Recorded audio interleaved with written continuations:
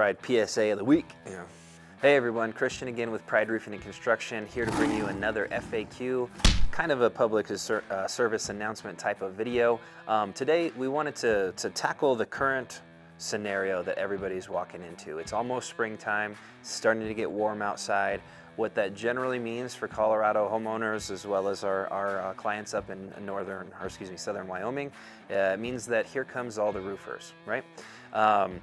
You know, snow has melted, people are starting to build things outside again, and we're coming up on hail season. So here's a couple of tidbits of information for choosing your contractor if it just so happens to be your year to do some roofing work. I had this discussion this morning with one of my clients. I was referred to a friend, a family friend of a friend, to come out and diagnose a leak. And we had a long discussion about how this could have been avoided had she chose the right contractor from the beginning. To tell you guys the truth, our organization, our repair and maintenance division, I'd say that probably 75% of the work we do is rework that was from a contractor who did it the wrong way the first time, right? So I want to help people avoid that predicament, and also help people avoid choosing the wrong contractor and getting yourself into a slew of stressful situations if you happen to be one of the unfortunate people where hail falls on you this year. In this particular scenario, these were all assembly issues. It would have been figured out just by using the right means and methods for performing the repair.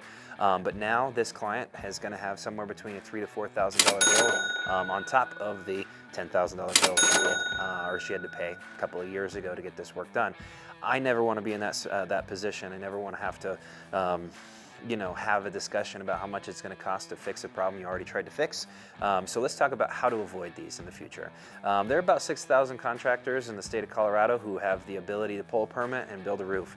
And not to trash talk any of them, but I would not place bets on very many of them to be worth their weight. There's a good foundation of roofers in the state of Colorado and in Wyoming. But of the 6,000, there's a lot of them that maybe just shouldn't be there, right? Things to look out for. So if you have to call a contractor, the first and most important thing that I would suggest doing is find out whether they have a true local dedicated office that they work out of, something you can walk into, right? Now, obviously, when we started this business, I didn't have an office, and people took their, they took a risk on working with us. That worked out in their favor. But we're obsessive. We're focused. We know what we're doing. We have a lot of expertise, and we made it through that rigmarole and built a beautiful office that we work out of. But the reason I suggest that is because you need to know that there's a brick and mortar store you can walk into if you have a complaint and find out whether there's a team that actually can dedicate their internal staff to fix that problem and honor their warranty. If you go with a contractor who doesn't have a home base, or they're coming from a different state, chances are you're getting a tail light warranty. And what that means in this world of business is your warranty they're going to give to you, it's going to look like it's great, and then all of a sudden it's no longer in effect because you can't see their tail lights anymore, and all of a sudden their phone doesn't work. I don't want any of you in that situation, so try to avoid that one. Additionally, local contractors. Now, there are a couple of brands that I can definitely say, after being pitted against them in bid wars and things like that, that they are worth their weight. They do a great job, and just because they come out of Illinois doesn't mean that their local team that's out here is bad. But the majority of the time, if somebody's coming from out of state, they don't have an office, or it's maybe a younger brand, I would question working with them for that very same reason. It's going to be very difficult to get your work finished or fixed if you ever come into a little bit of a problem. And then my last bullet point to give all of you guys, this one is probably a hard question to ask to a lot of your the people knocking on doors and things like that, but find out how this representative of that organization is paid. There's a lot of people in our industry who are 1099 independent contractors, and with that, they're a commission-only salesperson. They're going to promise you the world. They're going to tell you they're going to fix all your problems. They're going to make it seem like it's sunshine and rainbows, but all they really want is a signature on a page and a commission from that sheet. Not to say that our guys don't get paid a commission, they definitely do, but when you have an internal staff and people who are W-2 paid employees, they have a requirement by their employer to make sure they serve that client the way that they're supposed to.